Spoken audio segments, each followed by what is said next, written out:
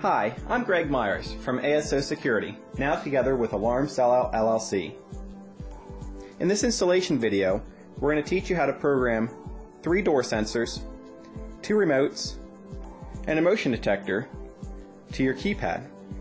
You should also have with you the included batteries, motion detector bracket, and a power adapter for your keypad. The first thing we'd like you to do is unpack all your items. You need to lay them out on some kind of table,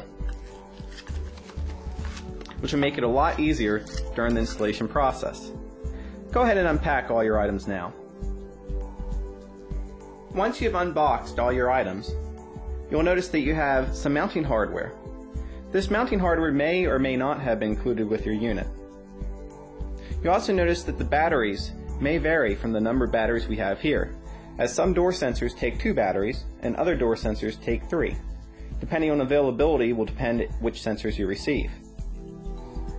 Next, go ahead and take all the plastic wrappings off all your sensors and lay them on the table.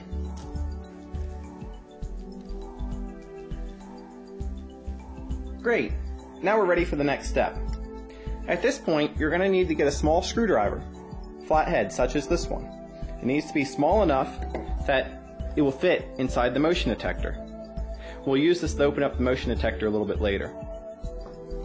You also need a Phillips head screwdriver, one such as this one. If you need to go get the tools now, please do so. The next step is to open up all your door sensors. You do this by unscrewing the screw that's by the antenna.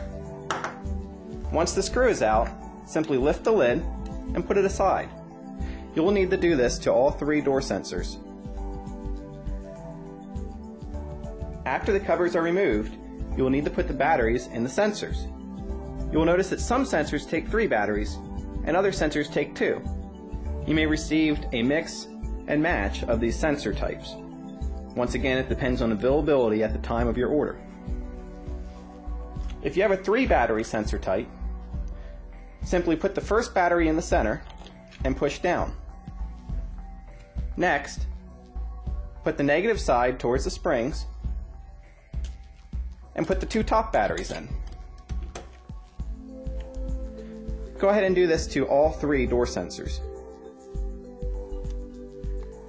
Now that the batteries are in the door sensors, I want you to pay special attention to this little switch that's up at the top. You notice some are spring-loaded and some are not. That switch is a tamper switch. It's very important that the covers are on at all times and screwed in. If they're not on or tightly screwed in, it will cause a tamper alarm to sound about every 20 minutes on your keypad. The next step is to put the covers on the door sensors. To do this, simply take the door sensor and align it so that it's even and snap it shut. You should hear the actual sensor snap shut on both the bottom and the top. If you do this successfully, you'll also notice that the red light will flash when you put the cover on. Now, go ahead and put the screw in and screw it tight. It's very important when putting the covers on that the LED light comes out the hole. If it doesn't come out the hole, it may get stuck inside and cause problems with the tamper switch. This is what your sensor should look like when you're finished. Go ahead and put all 3 covers on your door sensors. Now that the covers are on, we're going to turn on the remote controls. These remote controls, or keychain remotes, have an on-off switch on the side. This switch needs to be turned on to the on position. Take your little screwdriver and just push it to the on position. You will need to do this to both remotes. Once the remotes are turned on, you will never have to turn them off again. The switch is only there to save battery life until we ship the item to you. To confirm that they're on, just simply press the lock button and the red LED light will light up.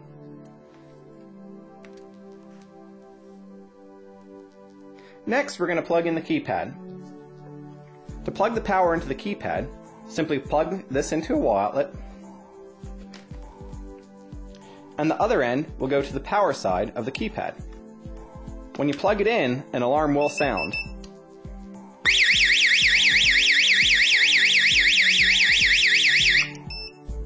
To turn the alarm off, press 1111. The alarm light will still stay on, and to clear this alarm, you need to press your code again, which is 1111. The alarm light will turn off.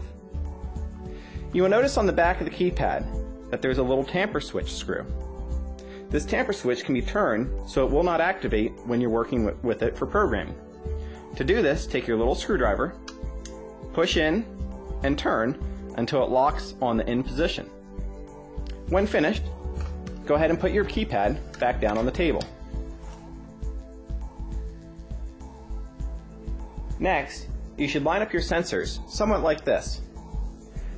You should put the magnet strip on the left side of the door/window sensor.